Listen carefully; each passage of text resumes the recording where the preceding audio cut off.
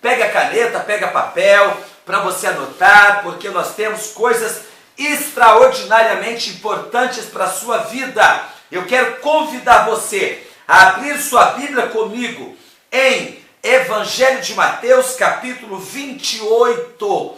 Evangelho de Mateus, capítulo 28. Vamos ouvir a palavra de Deus. Versos 2 e 3. Diz assim, aliás, 1, 2 e 3. Diz o texto assim: E no fim do sábado, quando já despontava o primeiro dia da semana, Maria Madalena e as outras Marias e mulheres foram ao sepulcro. E eis que houvera um terremoto, porque um anjo do Senhor desceu do céu, chegou, removendo a pedra da porta e assentou-se sobre ela. E o seu aspecto era como um relâmpago, e suas vestes brancas como a neve. Glória a Deus. Você não sente nada quando ouve esta expressão? O seu aspecto era como relâmpago? Meu coração queima, o meu coração arde só de tentar imaginar. Se o aspecto de um anjo era como relâmpago, como é o aspecto do meu Salvador? Como é o aspecto do meu Deus? Se o anjo é como um relâmpago, o meu Deus é como o quê? Louvado seja Deus, aleluia. Meu irmão, minha irmã, eu quero lhes falar sobre a ressurreição. Nós falamos todos os dias sobre salvação, nós falamos todo dia sobre perdão dos pecados, falamos todo dia sobre transformação de vida, sobre mudança de vida, sobre obediência. Hoje eu quero falar sobre o resultado de tudo isso. O resultado de uma mudança de vida, o resultado de uma transformação, o resultado da obediência, o resultado da salvação será a ressurreição. Glória a Deus. Quando Jesus voltar, e Ele prometeu na sua palavra que Ele iria para o Pai preparar-nos um lugar, e quando tudo estivesse preparado, Ele voltaria para nos levar com Ele, para que aonde Ele estivesse, nós também estejamos juntos. Mas para isso acontecer, é necessário 3 coisas. Primeiro, é necessário que haja a ressurreição. Por quê? Porque a maioria de nós, os nossos irmãos já passaram dessa vida, muitos, a maioria deles já dormem no Senhor. Segundo, é necessário que haja a transformação, porque muitos de nós não estaremos mortos quando o Senhor vier, e nós que estivermos vivos teremos que ser transformados. E terceiro, é necessário que haja o arrebatamento. Primeiro, a ressurreição. Segundo, a transformação. E terceiro, o arrebatamento. Essas 3 coisas gloriosas, esses 3 eventos extraordinários já estão predestinados, já estão marcados. Deus já estabeleceu o tempo, a hora, a estação, o dia em que Ele virá buscar a sua igreja. E quando Ele vier, nós temos que estar preparados para esse dia. Preste atenção. Quando o Senhor Jesus morreu na cruz do Calvário, diz o texto sagrado que Ele foi sepultado na sepultura de um senador. Diz a Bíblia Sagrada que 3 dias depois, as mulheres foram pela madrugada ao sepulcro para untar, ungir, perfumar o corpo de Jesus. Era costume da época. Embalsamar era o ato, a palavra melhor dita.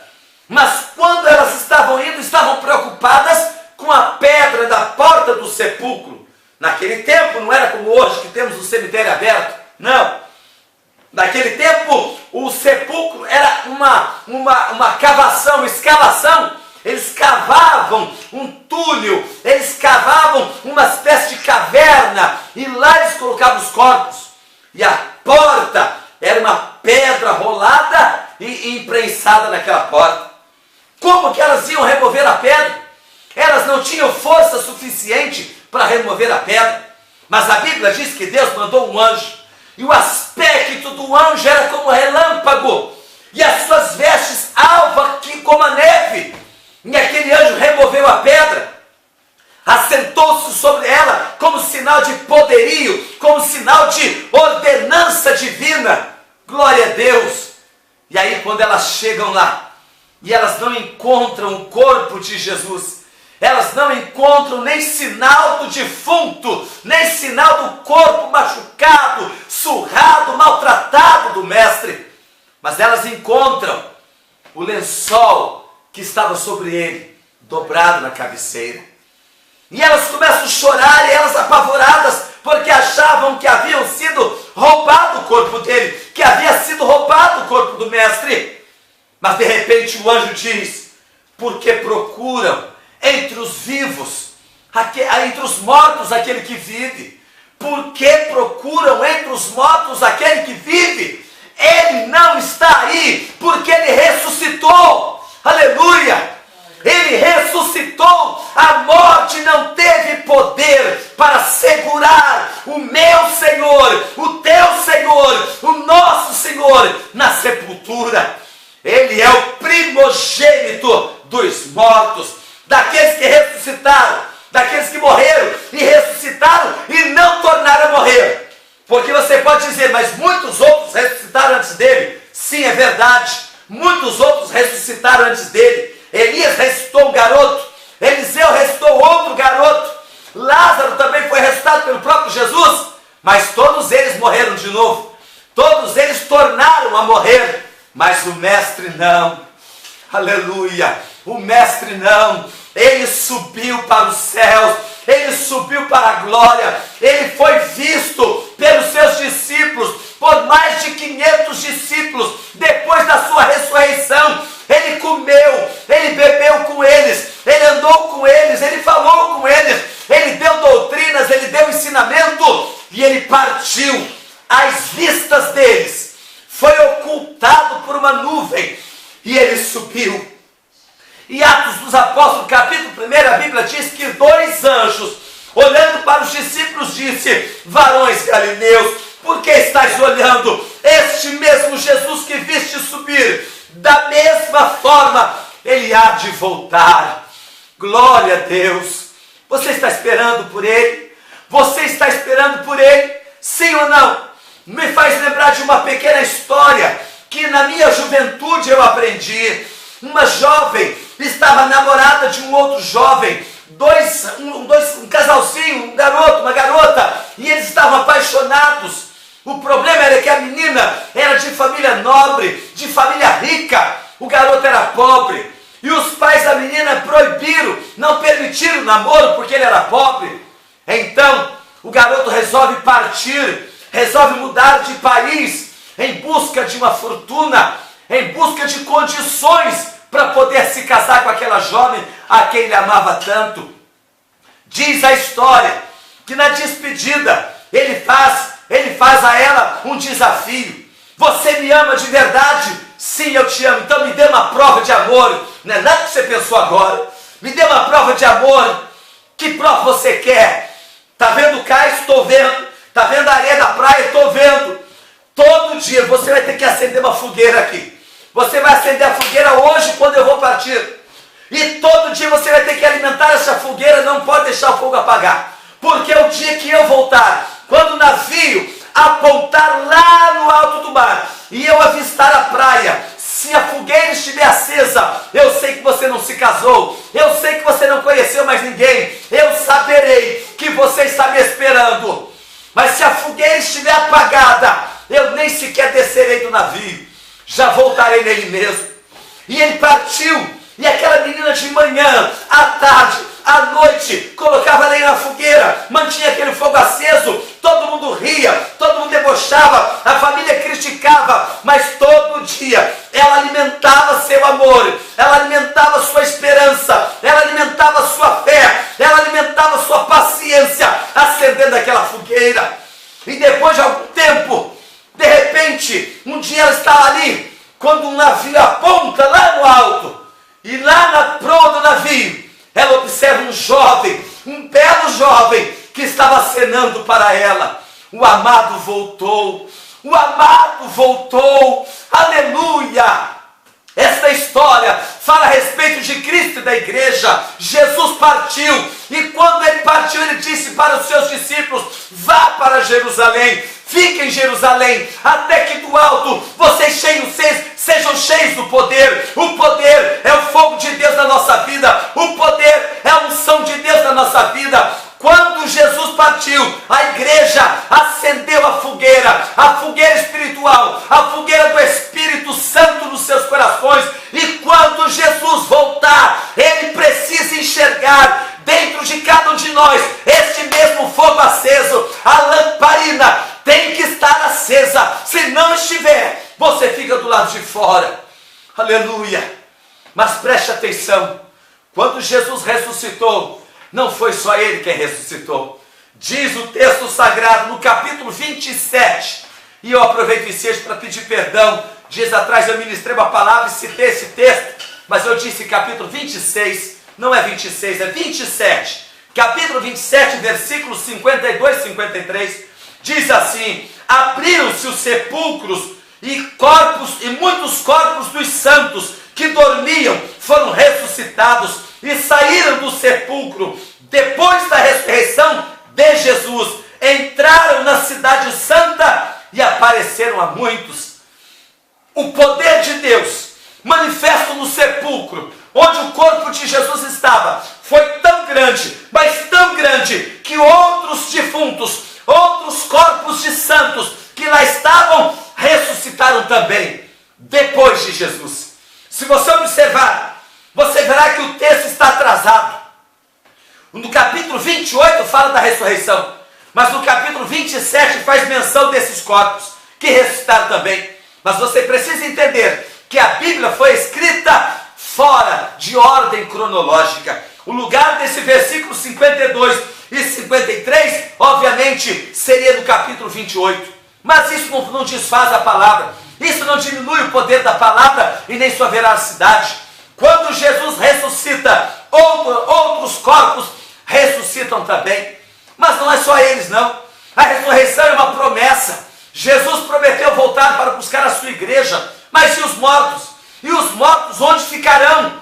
Eu preguei nesses dias atrás que em 1 Coríntios capítulo 15 havia uma discussão, havia uma confusão no meio da igreja, porque alguns crentes estavam dizendo que a ressurreição já não seria mais acontecida. Alguns crentes estavam pregando em Corinto, dizendo que os cristãos, os que morreram em Cristo, agora estavam perdidos porque não ressuscitariam mais. Paulo escreve Coríntios capítulo 15, dando uma resposta, mostrando, provando pelas Escrituras, que a ressurreição é uma realidade, a ressurreição é uma verdade. Aqueles que dormem em Cristo ressuscitarão primeiro. Todos aqueles que dormem em Cristo ressuscitarão primeiro. Diz o texto sagrado, capítulo 15, versos 51 e 52. Eu quero que você observe essa palavra comigo. Ele diz na sua palavra: eis aqui vos digo mistério, na verdade nem todos dormiremos, mas todos seremos transformados no momento, no abrir e fechar de olhos, ante a última trombeta de Deus, porque a trombeta soará, os mortos ressuscitarão, e nós os vivos seremos transformados. A ressurreição é uma realidade. Se nós olharmos Tessalonicenses capítulo 4, versículo 13 em diante, ele diz: não quero, porém, irmãos, que sejais ignorantes. Paulo está xingando a gente? Não. Paulo está dizendo: eu não quero que vocês sejam indoutos, eu não quero que vocês não tenham conhecimento, quero ao contrário, que vocês sejam sábios. Você já foi ao velório? Já viu aquela mãe, aquele pai, aquele filho, aquela filha, aquele marido, que quando o seu ente querido está no caixão, ele mergulha em cima do corpo, ele quer entrar no caixão também, quer tirar o pai ou a mãe do caixão, desesperado. Paulo está dizendo: não quero que vocês façam isso, não quero que vocês deem esse vexame, mostre esse desequilíbrio. Por quê? Porque Paulo está dizendo que nós que temos Jesus, temos uma esperança, que a minha mãezinha, que no ano de 2006 passou para a eternidade, foi recolhida para a glória, ela também vai ressuscitar. Eu tenho certeza absoluta que a minha mãezinha descansa em Deus, dorme em Deus. Naquele grande dia, ela vai ouvir a trombeta de Deus, ela vai ouvir a voz de Deus, chamando-a pelo seu nome, e ela vai sair do sepulcro, ressurreta, transformada, glorificada, para viver a eternidade com Cristo. Essa é a minha esperança, e por essa esperança, eu nunca chorei a morte da minha mãezinha, porque eu sei que ela está muito melhor com Jesus do que comigo. A palavra de Deus diz, no verso 14, porque se cremos que Jesus morreu e ressuscitou, assim também cremos que em Jesus, os que dormem em Jesus, Deus os trará de volta. Aleluia! Se você pegar Daniel capítulo 12, versículo 2, o profeta Daniel diz pelo Espírito Santo, que naquele grande dia, muitos que dormem no pó ressuscitarão, uns para a vida eterna e outros para condenação e desprezo eterno. A ressurreição é uma realidade. A ressurreição é um fato na vida de cada um de nós. Então observe, primeiro Jesus ressuscitou. E com Jesus, aqueles que nele confiam, aqueles que a ele obedecem, aqueles que guardam a sua palavra, também hão de ressuscitar. Depois da ressurreição vem a transformação. O texto que nós lemos em Coríntios 15, 51, 52, fala de transformação. Preste atenção, eu vos digo o mistério, nem todos nós morreremos ou dormiremos, é a mesma coisa, mas todos seremos transformados. Todos seremos transformados num abrir e fechar de olhos, num piscar de olhos. Preste atenção, Paulo não está dizendo que a igreja será arrebatada no piscar de olhos. Paulo está dizendo que nós, os crentes que estivermos vivos, seremos transformados no piscar de olhos. Não é arrebatado no piscar de olhos, é transformados no piscar de olhos. Leia a palavra, versos 51, 52. Eis que vos digo o mistério, na verdade nem todos dormiremos, mas todos seremos transformados, não é arrebatados, transformados. Primeiro tem que acontecer a ressurreição, segundo tem que acontecer a transformação, e terceiro virá o arrebatamento. Primeiro, a ressurreição. Segundo, estamos vendo a transformação, verso 2, verso 52, no abrir e fechar de olhos, ante a última trombeta de Deus, porque a trombeta soará. Primeiro os mortos ressuscitarão, segundo nós os que estivermos vivos seremos transformados. Observe essas três grandes verdades da Bíblia. Jesus prometeu ressuscitar a sua igreja. Jesus também prometeu transformar os vivos. E por último, Jesus prometeu arrebatar a igreja. Ainda Tessalonicenses capítulo 4, versículo 16 e 17. Olha o que Paulo escreveu. Porque o mesmo Senhor descerá dos céus, com alarido e voz de arcanjo, e trombeta de Deus, e os que morrerem em Cristo ressuscitarão primeiro. Depois nós ficaremos, nós os que ficarmos vivos seremos arrebatados. Ele já sabe, e ele já havia dito que os vivos seriam transformados.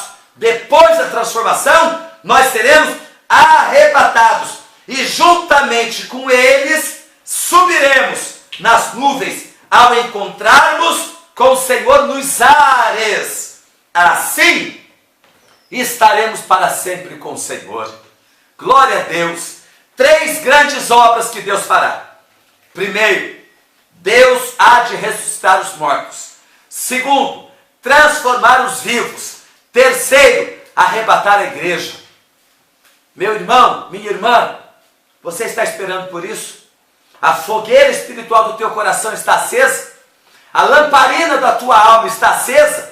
Você está como as 5 virgens prudentes ou como as 5 virgens loucas? Porque as prudentes estavam com as lamparinas acesas, esperando o Senhor. À meia-noite ouviu-se um clamor: eis aí o esposo! E elas saíram ao seu encontro e foram recebidas e entraram nas bodas e gozaram com ele. Mas as loucas, as imprudentes, aquelas que não vigiavam, aquelas que não obedeciam, não guardavam a palavra, não tinham compromisso, cochilaram. Diz a Bíblia, elas ficaram do lado de fora, bateram. Senhor, Senhor, abra-nos a porta. Qual foi a resposta? Não vos conheço. Para você que diz que tem salvação depois do arrebatamento, preste atenção na palavra. Não vos conheço. Depois que a igreja for arrebatada, o que sobrar já pertence ao inferno. O que ficar para trás já está no inferno. Depois que a igreja for arrebatada, ninguém mais, nem Israel, nem judeu, nem grego, ninguém terá salvação. Porque a Bíblia diz, se hoje ouvires a voz do Espírito Santo, a salvação é hoje. Amanhã sempre será tarde demais. Vamos orar, vamos encerrar. Pai, em nome de Jesus, te agradeço por essa palavra. E peço a tua bênção sobre a vida dos teus filhos, que conosco ouviram esta palavra. Seja com eles, ajude-os, guarde-os, proteja, perdoe-os os pecados e prepara-os para o grande dia do arrebatamento, para o grande dia da ressurreição e da transformação dos vivos. Nós os abençoamos e agradecemos por este momento, em nome de Jesus. Amém.